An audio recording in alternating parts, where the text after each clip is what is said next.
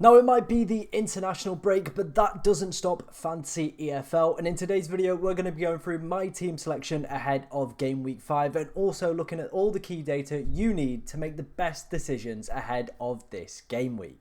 Now, before we dive into today's video, if you do want to see more Fantasy EFL content on the channel, make sure you are hitting that like button, subscribing, and of course, getting your comments down below. Right, let's start off with my game week 4 team. This was actually the lowest score I've acquired so far in the game, and I think it's still pretty impressive, to be honest. 50 points, not the worst. We did end up with a slight red arrow, not too detrimental, to be honest, going from around 700 all the way down just to around 1.6k, so not the worst. Again, like I said though, there wasn't any kind of real standout performers, the highest point scorer being 8 points. However, the data did have Bristol Rovers getting a clean sheet, tick. Leeds getting a clean sheet, tick. It also had Birmingham scoring goals. It also had Leeds scoring goals. So obviously we did back the right teams in the right areas there. Obviously Alfie May had one of the highest anytime goal scoring odds as well for that week. Again, that's what made him my captain. It did pay off picking up a goal. However, it only was one goal. Same with Matteo Joseph as well. A very, very decent chance of him scoring anytime again from the bookmakers.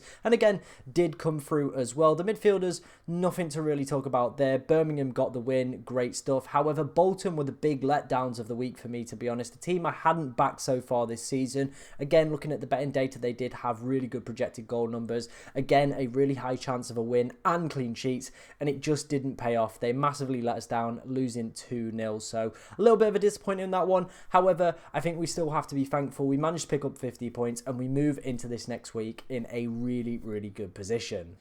Moving into match day 5. Now, obviously, it is the international break and there are a lot less fixtures to choose from. As you can see here, I've got all the fixtures outlined. Now, I do obviously go and post these kind of charts or tables, if you like, over on my Twitter. So if you are a big Fantasy EFL fan, make sure you are following me on there, as I do post my top teams to target and, of course, run through every single fixture with clean sheet percentages, win percentages, draw percentages, and, of course, projected goal numbers as well. But these are all the fixtures we have to work with this week, and I feel for those that aren't in the know of the lower leagues, this, well, with my data, I think could massively help you gain your rank over maybe your mates in your mini league, or maybe climb up the rankings as well. In terms of top teams I would be looking to target, just from taking a look at this initial data: Barnsley, Wrexham, Doncaster, Barrow, Chesterfield, Notts County, Bradford. They're probably some of the standout teams for me this week that I'm going to be looking to target as well. But that was enough of kind of team data. Like I said, if you want to go and take a look at this more in depth, head over to my Twitter. But let's move on to projected goals and clean sheet data for this week. Starting off first with clean sheet data. Now, obviously, with a lot less teams playing, there are going to be less kind of, I would say, better teams to be targeting this week. However, there are still a few standout teams I would be looking to target. Wrexham, the big one here, with a 45.5% chance of an anytime clean sheet. So I'm very, very happy to back those.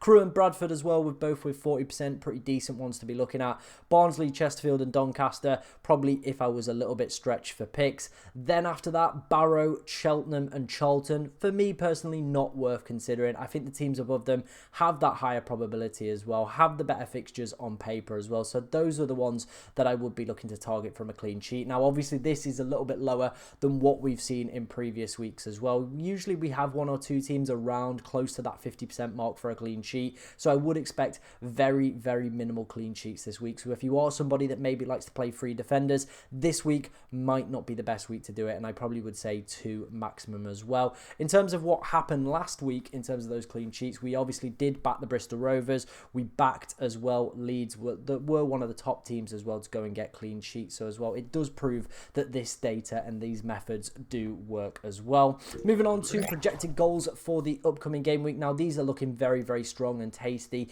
despite the limited fixtures. Notts County at home against Accrington.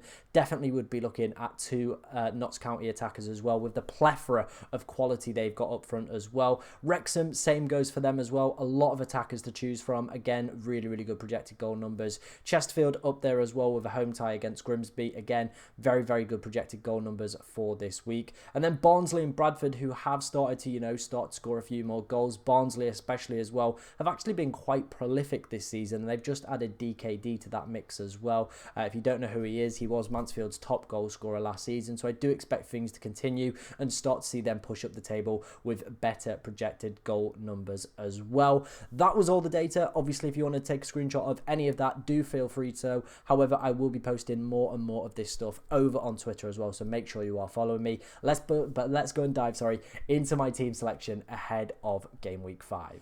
Right, let's go ahead and take a look at my team for game week 5. First off, let's start off with a goalkeeper pick. It is going to be Walker from Bradford. They have a 40% chance of a clean sheet this week. It is the second, or the joint second highest, should I say, for clean sheet projections for game week 5 as well. So with goalkeepers, I don't kind of try to think about it too much. I always just try and pick a team that has pretty decent clean sheet odds.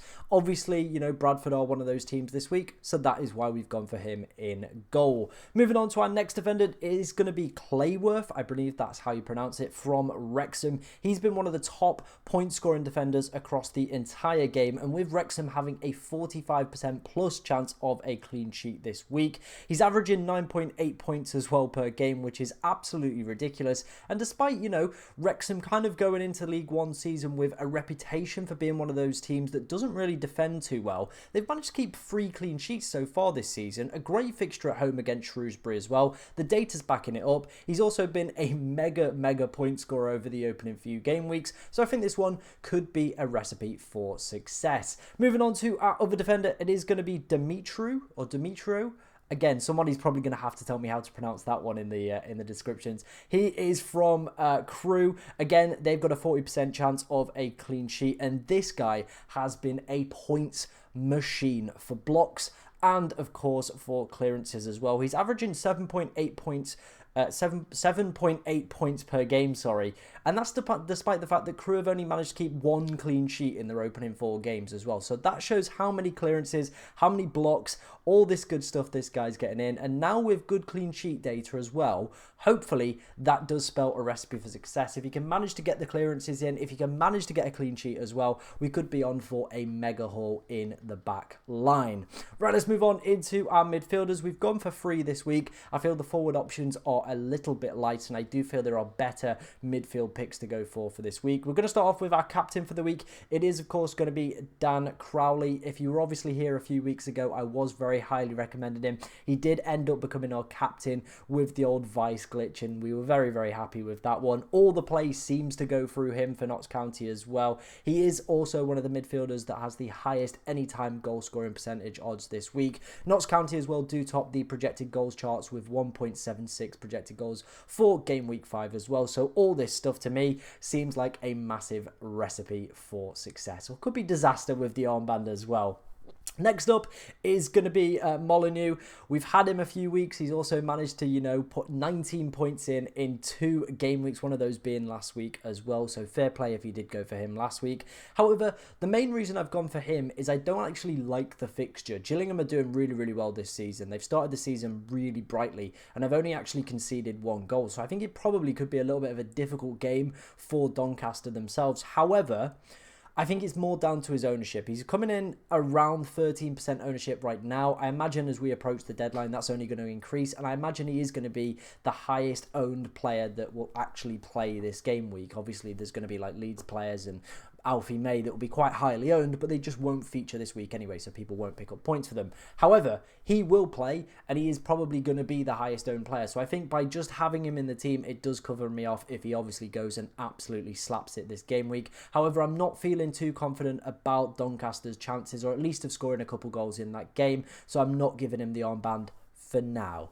Next up is going to be Adam Phillips. Now, for me, this one could change. This in the midfield is a player that could very easily change as we get closer to the deadline. He is on penalties. Barnsley also have decent projected goals for this week with 1.5 1.5, sorry. However, with them signing Kelly Dunn from Mansfield, who also plays in that 10 role, I feel maybe his minutes could be up for grabs, and maybe if he's not performing, could be a potential early substitution as well. He has been a really, really good player over the course of the start of the season, and I feel like maybe if things aren't going, Barnsley's way, he might obviously kind of lose his spot within the side, or maybe see an early substitution this week, so that's not ideal. I think as well, though, the players that I am looking at are Lees and Berry from both Wrexham and Chesterfield respectively. They've got 1.7 projected goals for both of their games, so could be decent options to go for if I didn't fancy going for Phillips. Right, let's move on to our final player in the squad, and then we'll move on to the two teams. It is going to be Jody Jones. I think this one was fairly obvious, to be honest.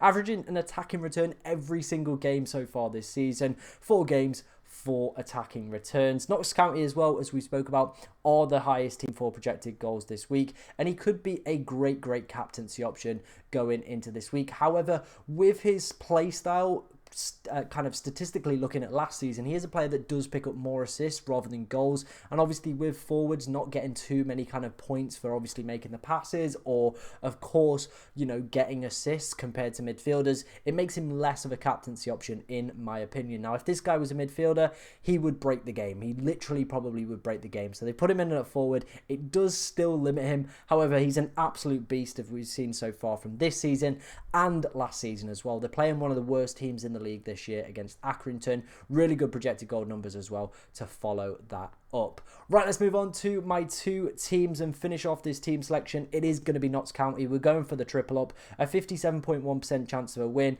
best for projected goals. It is just a great home fixture. It's probably one of the only times where I'm going to ever have triple Notts County, because I'm a Mansfield fan, so this one does make me feel a little bit sick. However, we do want to do well in this game, and we do want to obviously try and get to the top as well, or at least maybe even try and win it. Who knows? We might get there one day. The data is definitely helping us in that regard as well. But Notts County, definitely a team I would be looking to target this game week. And then the other one is going to be Wrexham, a 67.6% chance of a win this week, 1.7 projected goals, and the best clean sheet odds as well. So going with a double up, of course, with Clayworth in the back line. That was my team selection ahead of game week 5. Let me know what you think of it down in the comment section below. Also, like I said, if you want to see any more of the data that I do post, I do put out a kind of preview guide every Friday as well for EFL Fantasy. That goes over on my Twitter, link in the description. But thank you very much for watching today, ladies and gentlemen, and good luck in game week 5.